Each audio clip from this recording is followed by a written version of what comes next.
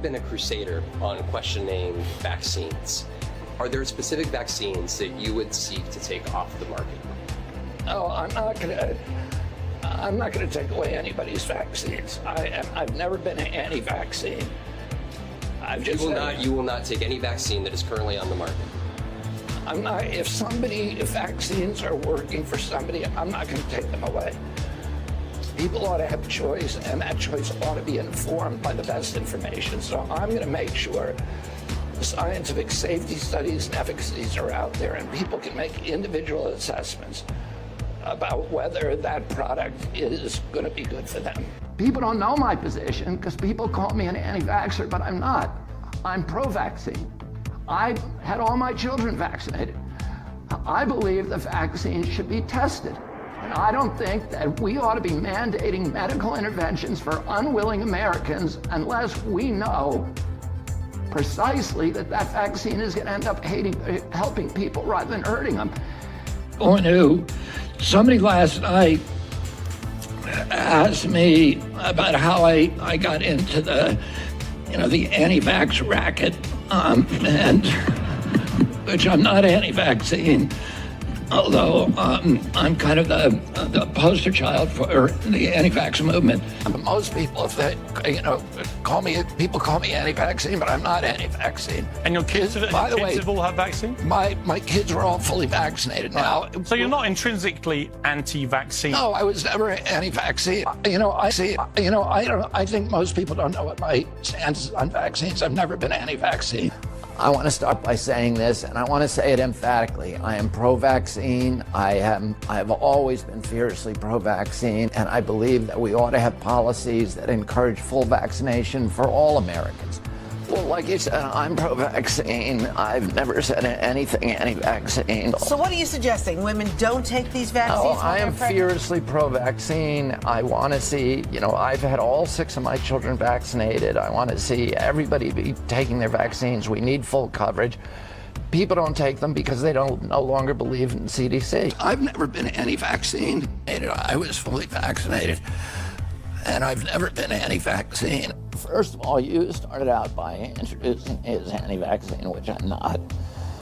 People say I'm anti-vaccine because they don't want to have the argument with me about how to improve vaccines. And I'm not anti-vaccine. I'm not anti-vaccine. One of the obstacles also that's keeping you essentially from that base of the Democratic Party is your history of anti-vaccine activism. Medical community, the medical establishment considers you a dangerous purveyor of vaccine misinformation and a threat to public health, is saying. The Los Angeles Times has that as a headline. So ultimately, the people of New Hampshire will make up their mind about this. They're going to take measure of you as a candidate and a person, your views, your policy positions. My question is this. If you're the president, how does vaccine policy change? And we know this is more of a state-by-state issue, but how at the federal level will you bring your views to bear at the federal government? Well, it is a federal issue because the federal government recommends and approves new vaccines. And my only argument, I've never been anti-vaccine. I'm called anti-vaccine because that's a way of kind of marginalizing and discrediting me in the view of the public. But I had all my children vaccinated. I was fully vaccinated. And I've never been anti-vaccine. But what I've said is I'm pro-science and pro-safety.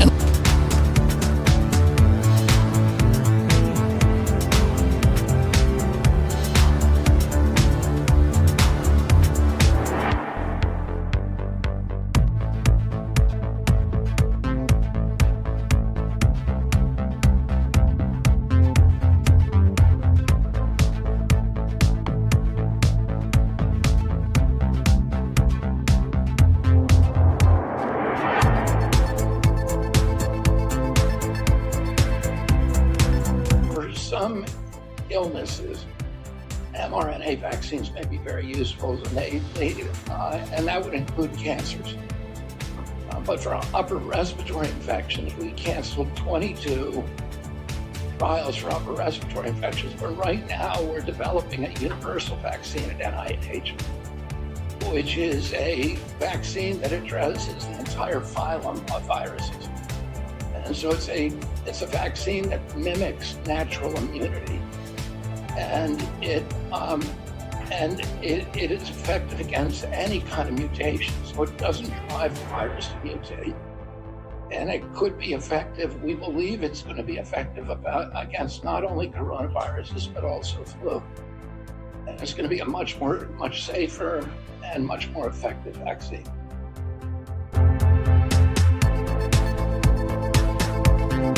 One of the tick-borne diseases besides Lyme that is of great concern to the American people, an increasing concern is alpha-gal.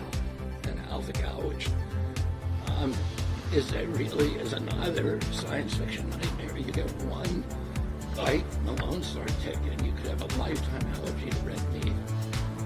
And I was surprised to learn on my trip to visit the Wampanoag to the Indian Health Services this fall that 50% of the population of Martha's Vineyard now has alpha-gal, including most members of the tribe. And so by controlling the breeding on the deer, we also can control alpha-gal as well. We're also working on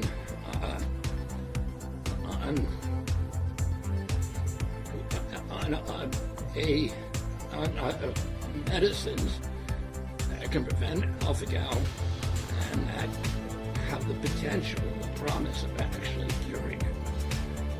And one of those medicines is almost ready. We're fast-tracking it.